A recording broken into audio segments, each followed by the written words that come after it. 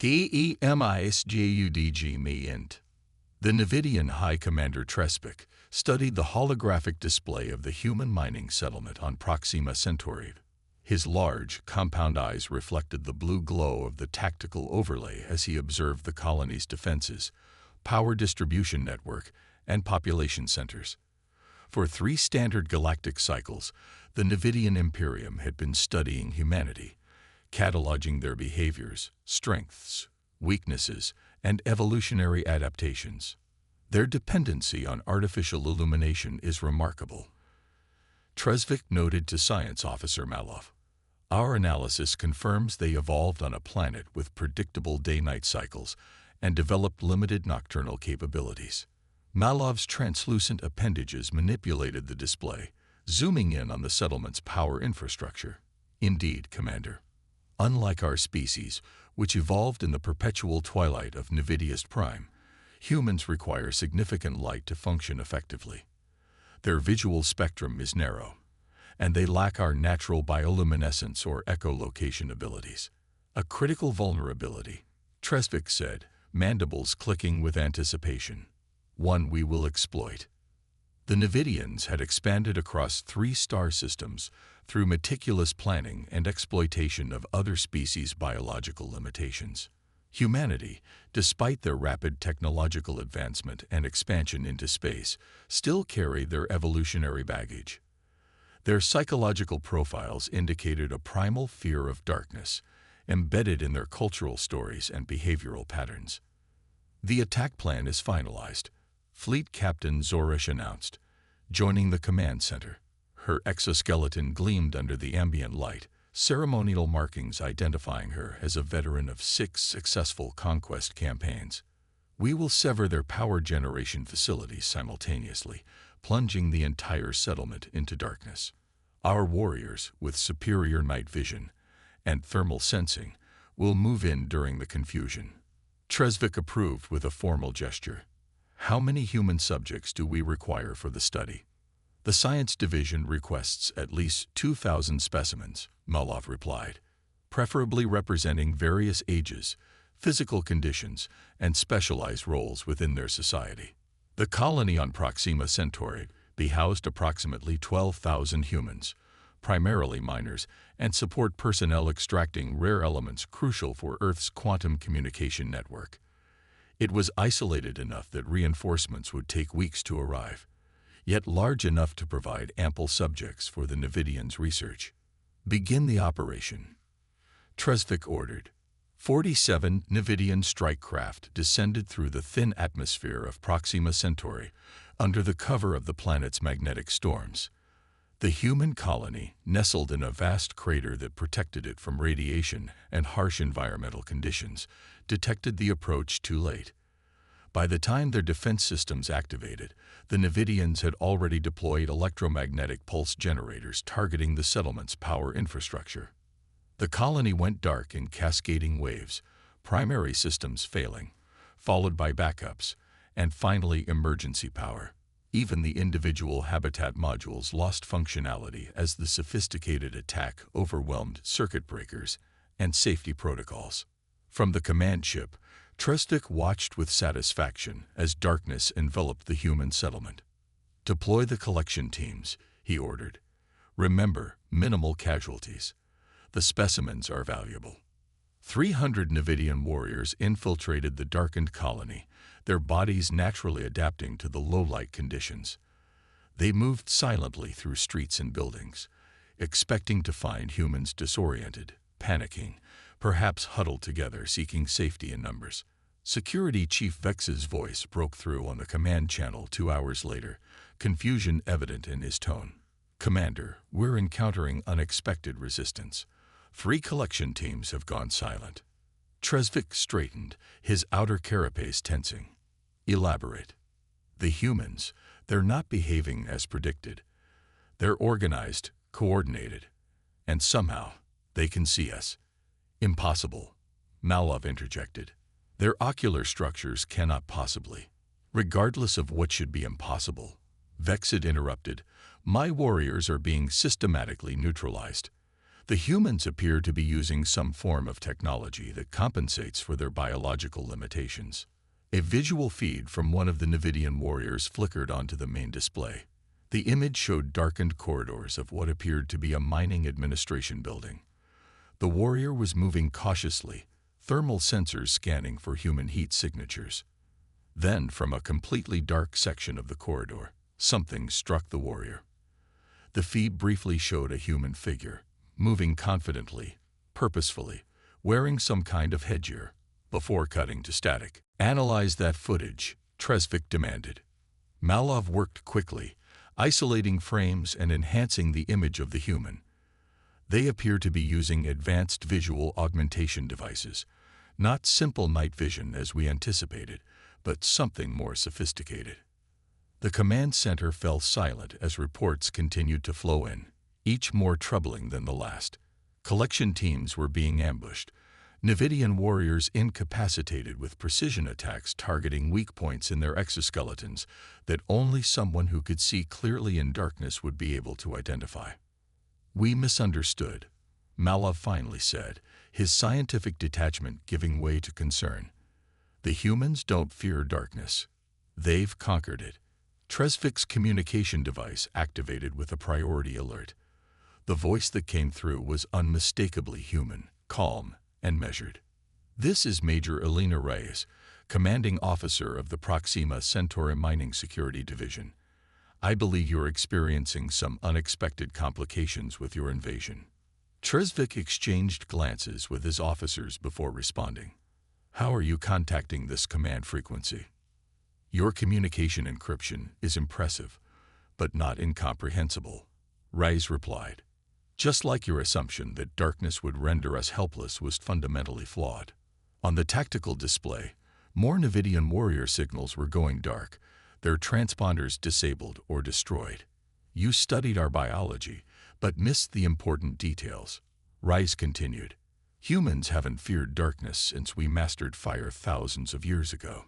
And in the centuries since, we've developed technologies that not only compensate for our biological limitations, but extend our capabilities beyond them." Tresvik watched in growing alarm as the tactical situation deteriorated rapidly. "What is your objective, Major Reyes?" "Currently, to demonstrate why your invasion plan was ill-conceived. Your warriors have excellent natural adaptations for darkness. I'll grant you that. But technology beats biology when it's sufficiently advanced. My people are wearing neural-linked sensory augmentation systems that translate multiple electromagnetic spectrums directly into visual input." The command center's alert system activated as sensors detected movement outside the Nevidian ships. "And while you've been focused on your collection teams," Reyes added, "my specialized units have been placing disabler charges on your vessels." Zorish rushed to the external camera feeds, confirming the human's claim. Small devices had been attached to critical points on multiple ships, including the command vessel. "Those charges will temporarily disable your propulsion and weapon systems," Reyes explained. "Not destruction, just immobilization. We could have opted for lethality, but unlike you, we prefer to start with dialogue before resorting to collection and study of sentient beings." Tresvik realized the extent of the miscalculation. The Nevidians had based their entire strategy on a fundamental misunderstanding of human capabilities and psychology. "What are your terms, Major?" he asked, mandibles clicking in reluctant admiration of the tactical reversal. "Immediate withdrawal of all your forces, return of any captured colonists, and a formal acknowledgement that this star system is under human protection," Reyes stated. "In exchange, we'll remove the disabler charges and allow your fleet to depart, and we'll refrain from transmitting your tactical vulnerabilities to Earth Defense Command." As Tresvik considered these terms, a final transmission came through, not from Reyes, but from a Nevidian warrior whose feed suddenly reactivated. The visual showed the warrior surrounded by humans in specialized combat gear, moving confidently through complete darkness, their augmentation devices glowing faintly. One of the humans approached the captured warrior and spoke directly into the transmission. "Tell your commander that humans don't fear the dark. We mastered it, And next time you study a species, dig deeper than their evolutionary origins. Sometimes what seems like a weakness is actually a challenge we've already overcome. The feed cut out, leaving Tresvik and his command staff in stunned silence. Their perfect invasion plan, based on meticulous study and previous successful conquests, had been unraveled in a single night by a species that refused to be limited by their biology. "Your orders, Commander," Zorish asked quietly. Tresvik looked at the tactical display, where more than half his collection teams had already been neutralized. He had underestimated these humans, but he would not make the mistake of compounding that error with pride. "Accept their terms," he said finally, "and prepare a complete review of our intelligence on humanity. We have much to learn about these beings who turn darkness from an enemy into an ally." The REVRSAO. While Commander Tresvik contemplated surrender, Major Elena Reyes stood in the colony's emergency command center, surrounded by the soft glow of tactical displays powered by independent battery systems. The Nevidians' attack had indeed crippled the colony's main power grid, but this was far from the catastrophe the aliens had anticipated. "Status report," she ordered, watching as her specialized night operations teams methodically neutralized the alien invaders. Lieutenant Camille Chen, leader of Shadow Team Alpha, responded through the secure comm channel. "Sector 4 cleared, Major. 15 hostiles contained. Their technology is impressive, but they rely too heavily on their natural abilities. They made a fundamental error in their assessment," Reyes replied. "They confused our historical fear of what hides in darkness with fear of darkness itself. The Proxima Centauri mining colony might have appeared to be a simple resource extraction operation, but it held a secret the Nevidians had failed to uncover in their intelligence gathering. Due to the planet's unique rotation pattern, creating extended periods of darkness lasting weeks, the colony had been established as a training ground for Earth's specialized nocturnal operations forces, elite soldiers trained specifically for combat in zero-light conditions. "Their command ship is responding," reported Communications Officer Dias. "They're requesting terms for withdrawal." Reyes allowed herself a small smile. "Patch me through." The voice of Commander Tresvik filled the command center, his alien speech patterns translated by the colony's AI systems. "Major Reyes, we acknowledge your tactical advantage and are prepared to withdraw our forces immediately." "A wise decision, Commander," Reyes responded. "However, there's been a development you should be aware of. During the Nevidians' assault, Earth Defense Fleet Captain Sorensen had accelerated his routine patrol schedule, bringing 3 warships into the Proxima Centauri system. They had arrived silently during the confrontation, using the planet's magnetic field to mask their approach, a tactic developed specifically for situations like this. "You are currently surrounded by Earth defense vessels," Reyes informed Tresvik. "Your options for withdrawal have become more complicated." On the Nevidian command ship, Tresvik received this news with mandibles clicking in agitation. The tactical display confirmed the humans' claim. 3 substantial warships had appeared, positioning themselves to cut off the Nevidian fleet's retreat vectors. "This was never a simple mining colony," Reyes continued. "It serves a dual purpose as a forward training facility for our specialized forces. The personnel you encountered tonight are Night Stalkers, soldiers specifically trained and augmented for zero-light combat operations." Science Officer Malov approached Tresvik, voice lowered. "Commander, our intelligence failed to identify any military significance to this settlement. It was classified as a civilian operation." "Another miscalculation," Tresvik replied bitterly. "Address the human." He straightened, attempting to maintain dignity despite the deteriorating situation. "Major Reyes, we acknowledge your superior tactical position. However, I must point out that the Nevidian Imperium extends across 3 star systems. This encounter, while informative, is merely one engagement." "I'm well aware of your empire's extent, Commander," Reyes replied. "Just as I'm aware that your species evolved as ambush predators who rely on surprising neurologically simpler prey. How does it feel to be on the receiving end of that evolutionary strategy?" Before Tresvik could respond, Captain Sorensen of the Earth Defense Fleet joined the communication. Nevidian vessels, this is Captain Amara Sorensen of the EDF Resilient. You have committed an act of aggression against a human settlement. Under normal circumstances, this would justify immediate military response. Tresvik's compound eyes flicked between his officers, noting their growing unease. The Nevidian Imperium had expanded through careful selection of targets and meticulous planning. Open warfare with a species capable of this level of technological and tactical adaptation was not part of their evolutionary strategy. However, Sorensen continued, Major Rise informs me that your collection teams used non-lethal methods and that no colonists have been killed. This creates an opportunity for resolution without escalation. On the colony surface, the Night Stalkers continued their methodical operation, disarming and containing Nevidian warriors. The specialized soldiers moved through absolute darkness with the confidence of predators in their natural environment, their neural augmentation systems translating multiple sensory inputs, infrared, ultrasonic, electromagnetic, into a comprehensive awareness that exceeded even the Nevidians' natural adaptations. Lieutenant Chen led his team through the colony's hydroponics facility, where a group of Nevidian warriors had established a defensive position. Unlike standard military operations, the Night Stalkers moved in complete silence, communicating through subvocal transmitters linked to their neural systems.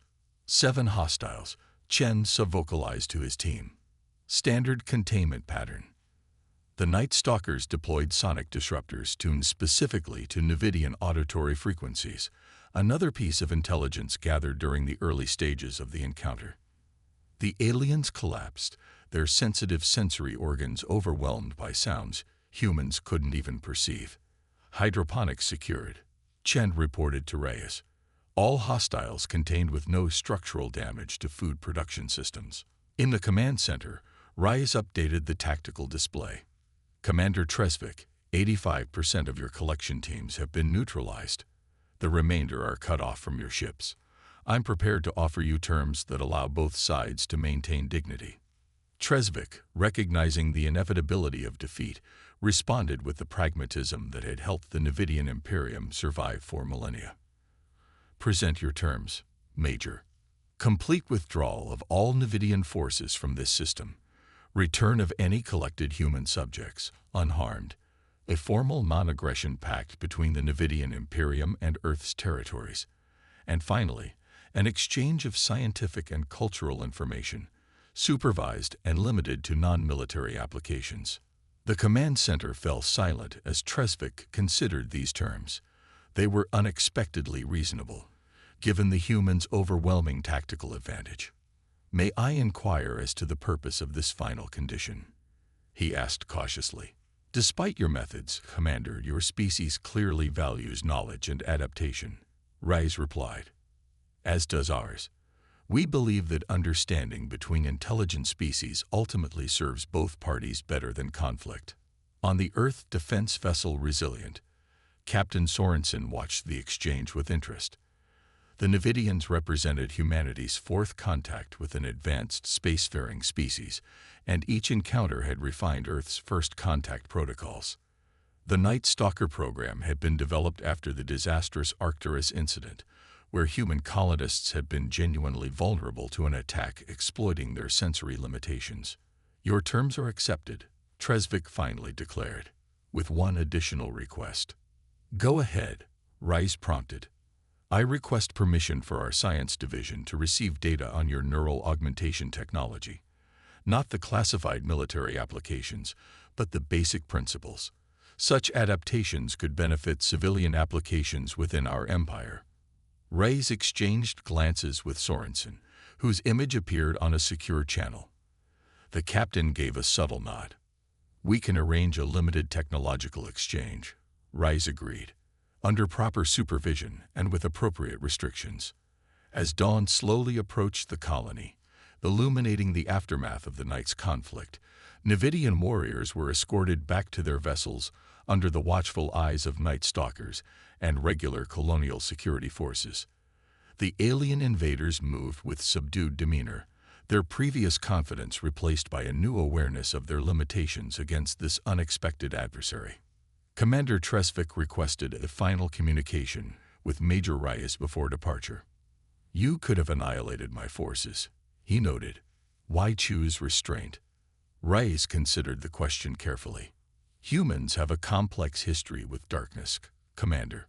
We feared it once, yes, but we learned to master it rather than simply evolve to see in it. That approach, technological adaptation rather than biological specialization, defines our species. We overcome limitations rather than accepting them." "And the restraint?" Tresvik pressed. "Another human characteristic," Reyes replied. "We understand that today's enemy might be tomorrow's ally, given sufficient understanding and respect. Your species studies others to exploit their weaknesses.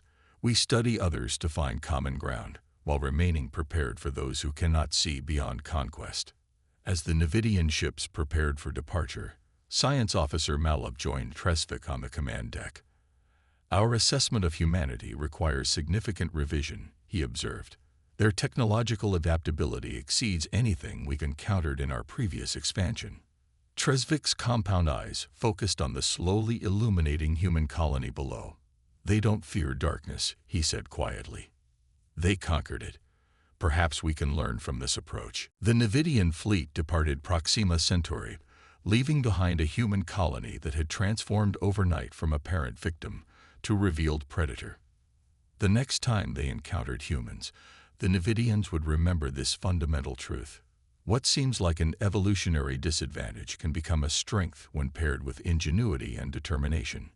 In the colony's command center, Captain Sorensen joined Major Reyes as they watched the alien ships vanish into the darkness of space.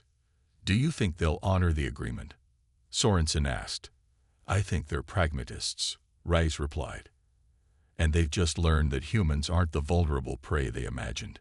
Sometimes the most important lesson isn't about technology or tactics. It's about understanding that appearances can be deceiving."